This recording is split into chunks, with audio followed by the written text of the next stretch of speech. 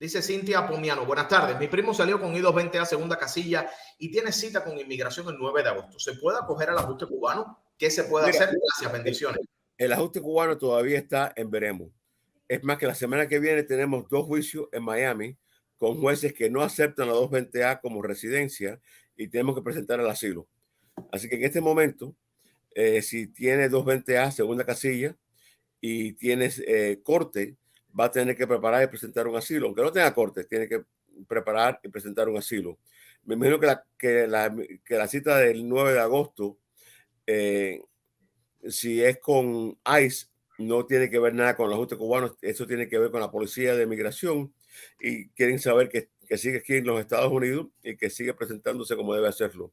Ahora, si tiene 220A en la segunda casilla, y no aparece en el sistema de corte. No es que no tenga corte ahora, que no aparezca en el sistema de corte. Se puede hacer una aplicación de ajuste cubano con UCIS y he tenido resultados positivos. La gran mayoría me lo han aprobado por correo y me han llegado a la residencia. Veremos lo que pasa en el futuro cuando tenga entrevista de ciudadanía, pero por lo menos han llegado sin muchos problemas. Pero en este momento, 220A, fecha de corte, presenta asilo. 220A, sin aparecer en el sistema de corte, presenta asilo. Al año o al día, el que tiene la corte debe presentar la residencia con el juez y por lo menos crear el récord de apelación si el juez la quiere negar. Y número 2, si no tiene corte, pues entonces presentarla con UCIS y tiene una buena oportunidad que se la den. Pero, coletilla, muchas personas dicen, bueno, yo quiero cerrar la corte para aplicar con UCIS. Tú no puedes cerrar la corte o aplicar con UCIS para tu residencia con la 220A si no tienes la autoridad del juez. Yo nada más que lo hago cuando los jueces, por su propia voluntad, me cierran la corte y me ponen abajo. Se cierra la corte para que pidas residencia con UCIS. Si es así, yo lo hago, pero no con la moción mía, la moción del juez. Willy, dice Yanela Pérez de Cabo. Hola, estamos mi familia y yo solicitando residencia en la oficina del doctor. Ahora nos piden pruebas. ¿Será positivo o un simple paso más entramos con I-220A?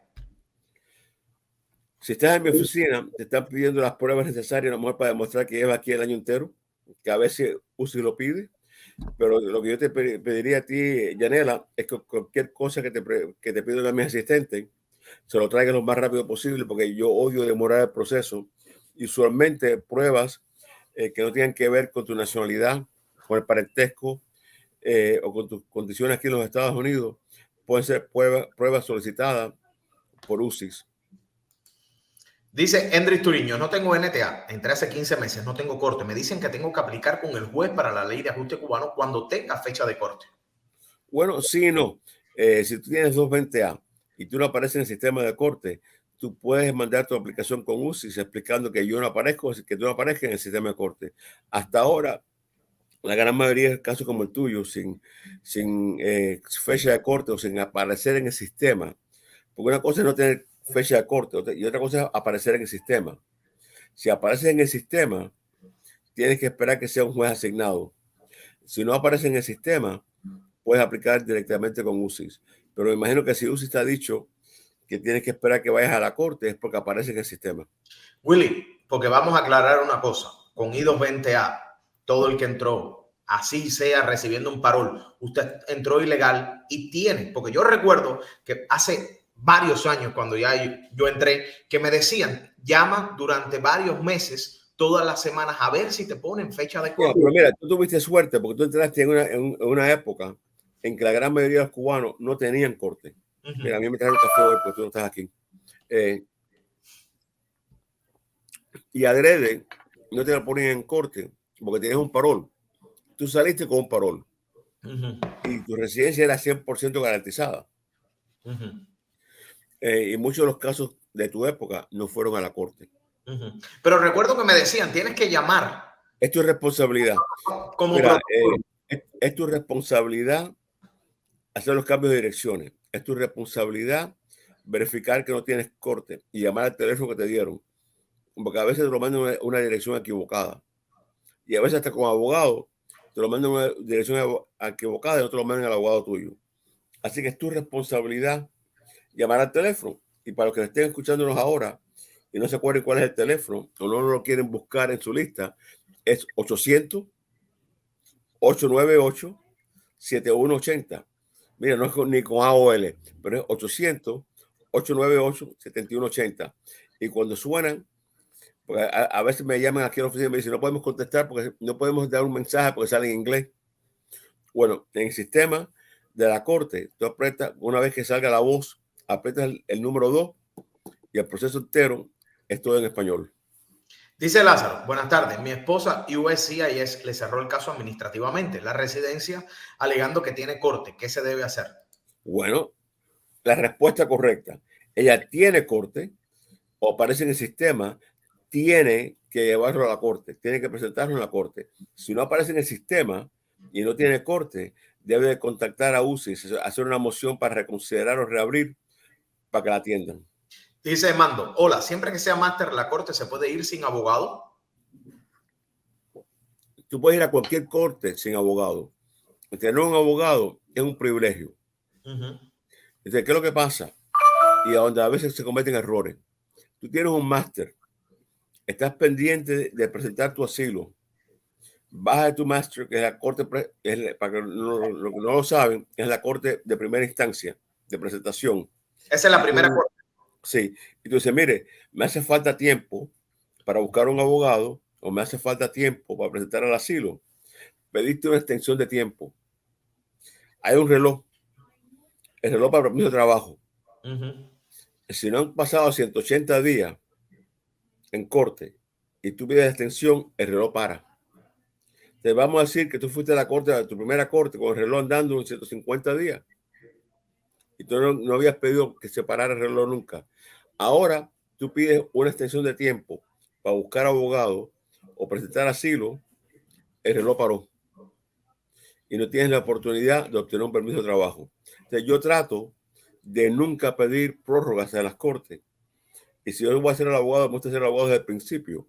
¿Por qué? Porque va a presentar al asilo lo más rápido posible para tener el reloj andando para el permiso de trabajo o la residencia cuando sea necesaria.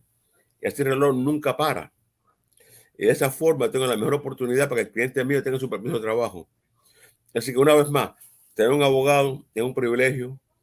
Puedes ir tú solo, pero nunca pidas prórroga ni extensiones porque te para el reloj.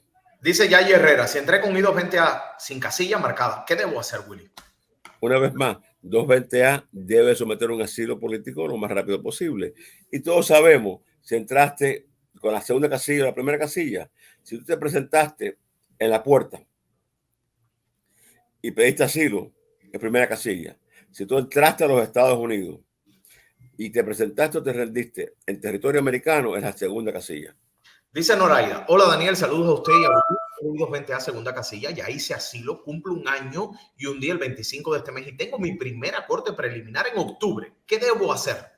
Mira, una pregunta excelente. Felicidades por seguir el plan y presentar tu asilo a tiempo. Número 2, lo que yo haría al año del día, le presento la residencia, la pago y la presento a la Corte de Migración, diciendo, soy elegible con la moción que se hace, con la información, el argumento legal de por qué el juez tiene jurisdicción y se mueve. Entonces el juez va a determinar si tú escuchas la residencia, si te dice no voy a escucharla, o a lo menos el juez en su propia moción dice, como ya aplicaste para la residencia, voy a cerrar tu caso y aplica con UCIS, o simplemente va a decir, bueno, qué bueno que aplicaste para tu residencia, pero en el futuro lo que tienes pendiente frente a mí hasta que no exista una orden diferente es asilo. Mira, el lunes tuve una audiencia con un juez de San Antonio y yo le dije, mira, señor juez, la cuarta regla del NTA, donde dice que entró sin inspección, la estoy negando, porque yo creo que la 220A, bajo la ley, es un parol. Y si tú no saliste con fianza, saliste con parol. Y el juez le pregunta al fiscal, bueno, ¿es salió con fianza? Y el fiscal dice, no, no salió con fianza. No es fianza, es parol. Y no, la cuarta acusación, que es que entró sin inspección, no la admito, la niego. Claro. Y le da al fiscal 30 días para determinar si la decisión de él de cerrar el caso para que aplique con inmigración es correcta o incorrecta. Así que tenemos un juez en San Antonio que está a favor de la 220A también, al punto que está dispuesto a desmentir las 220A o a desmentir el NTA para que la persona obtenga su residencia con con UCIs, pero es muy importante, si tú no tienes ese tipo de juez, presentar tu residencia y enviársela a la corte, porque la corte tiene jurisdicción. Entonces, tú la puedes pagar a UCIs, pero estás enviando la aplicación completa menos el examen médico. Yo el examen médico, como es válido por un año y tiene la primera corte, la llevo a la corte o para juicio final o cuando tenga la primera presentación se va a pedir una fecha más temprano. Pero nunca mandes el examen médico por correo a la corte porque tú no sabes el tiempo que va a demorar.